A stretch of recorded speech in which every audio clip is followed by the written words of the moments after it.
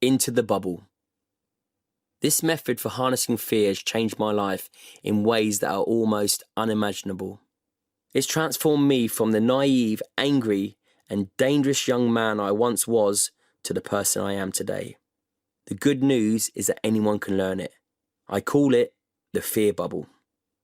Back when I was in the military, there were many times in the breaks between tours when I caught myself thinking that I didn't want to return. The fear you experience on the battlefield is unbelievably intense. There are many different levels of fear, but life or death is surely the worst of them all. Most people never experience the feeling that when they step around the next corner, there's a decent chance they'll take a bullet in the skull. I had to deal with that time and time again. Many amazingly brave and tough operators didn't find a way of processing that level of fear and horror. I've seen the hardest and best soldiers brought to their knees, reduced to crumbling, quivering wrecks in floods of tears. That's what fear can do to you if you fail to harness it and let it trample you. Today, many of these men are suffering from serious, debilitating mental disorders from which they might never recover. Their marriages have fallen to pieces, they can't sustain regular employment, and they're utterly lost in drugs and alcohol. Some are homeless, some enmeshed in a life of street crime. They have been destroyed by fear. Although I was determined not to become one of these men when I served with the military, I could feel the effects of fear creeping up on me. When I was in the Special Forces, I'd be dropped off in a war zone in some grim and dusty back end of the planet. And then for 6 months, it would feel as if I was utterly trapped in this enormous bubble of constant crushing dread. As soon as I left the theatre of operations and my plane touched down in the UK, the bubble would suddenly burst and life would be great again. But when I began counting down the days until the next tour, I started to experience that gut-wrenching feeling all over again. I didn't want to go back. For a while, I couldn't work it out. What was wrong with me? What was that heavy, greasy sensation in the pit of my stomach? I loved my job. So why was I feeling like I didn't want to go back? I had to be brutally honest with myself. The truth was, I was shit scared. Fear had got a grip of me, just like it got a grip of thousands of brave and capable men before me. I didn't know what to do. How could I ever solve the problem of experiencing intense fear on the battlefield? Of course you're going to be scared when the air is filled with bullets and the ground is filled with IEDs, improvised explosive devices. Surely this was an impossible task. It then occurred to me that if I couldn't get rid of fear completely, perhaps I could break it down into smaller packets so that it was a little less all-consuming and relentless. So that's what I did. After giving it some thought, I realised I needed to adopt a coldly rational view of why I was feeling scared, and even more importantly, when I was feeling scared. Why, for example, was I experiencing such dread 2 weeks before my deployment, when I was still in the safety and joyfulness of my family home? There was nothing to be scared of there, nothing whatsoever. And whilst I was at it, what was the point in being scared when I landed in whatever unnamed conflict zone to which I happened to be assigned to? We were usually stationed in a secure area inside some form of military base. If you actually thought about it, a military base was one of the safest places on the planet, teeming with highly trained men and women, and guarded with the latest military equipment. There was not much realistically to be scared about there. Statistically, you are probably more likely to be walking around with an undiagnosed tumour in your body than you were to be killed by the enemy in a place like that. And nobody on the base was running around all day fretting about whether or not they had cancer. And what about when I was on an actual operation? When I was dropped off behind enemy lines? I didn't need to be in that bubble of fear. No bullets would be flying. We'd land in a safe space and be entirely incognito. The lads would be with me. When I was approaching the target location, where we'd often be attempting the hard arrest of a terrorist leader, there was no point in being in that bubble of fear either. That would be a lengthy walk in complete silence through the darkness, several hours of relative safety. It was only when I actually got onto target where the bad guys were that it was really appropriate to feel scared. From my very next mission onwards, I would put this coldly rational approach of fear into practice. I tried to make it a cast iron rule. The proper time to feel scared was when we were inside the process of an active operation. At all other times, I told myself the fear was irrational, pointless, so shake it off. And it worked, kind of. As soon as we hit the target, the fear would take me. I'd be inside that bubble, gripped with absolutely gut-wrenching dread until we were done.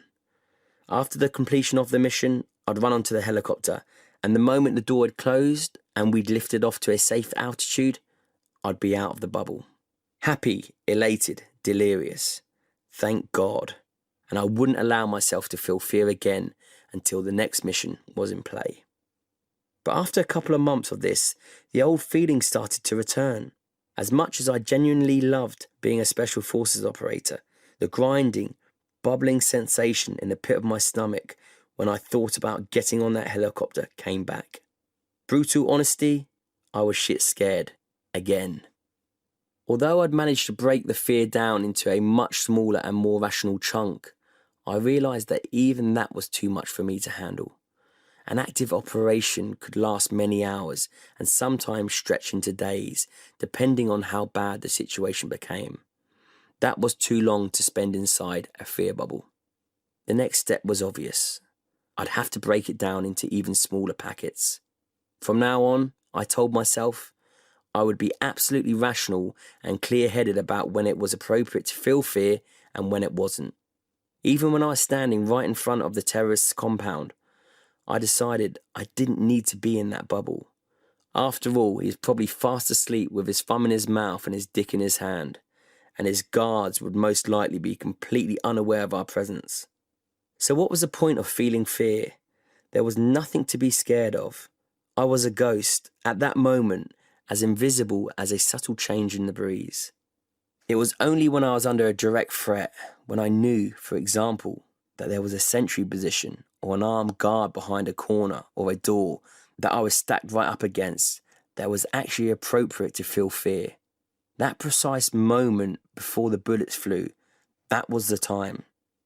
It was on the next operation that I had my huge breakthrough. We'd entered a terrorist compound at just gone 4 a.m.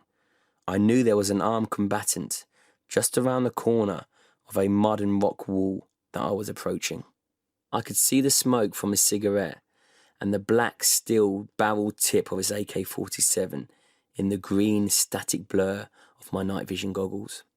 I looked at the corner and told myself, that is where the fear bubble is. And then I did something new. I visualized the bubble. I could actually see the fear right there at the place where my life would be in danger. Not where I was standing, 10 meters away from it, but over there where the threat actually truly was. And nor was the fear happening right now, at this moment. I would feel it a few seconds later when I made the conscious decision to go over there and step into the bubble. That visualization changed everything. Fear was no longer a vague, fuzzy concept with the power to utterly overwhelm me like an endless storm. Fear was a place, and fear was a time. That place was not here, and that time was not now. It was over there. I could see it, shimmering and glinting and throbbing and grinding and waiting patiently for my arrival. Now all I had to do was step into it. I girded myself with a deep breath, and then I took a few paces forwards and walked into it. There it was. Fuck. The fear hit me like a wave. I was so close to the enemy combatant, I could practically smell the stale camel milk on his breath. Now I was in the bubble. I had to act. I made the conscious decision to do what needed to be done. The moment he hit the dirt, the fear bubble burst. I stepped forward around the body as the relief and elation that I was actually still alive ripped through me.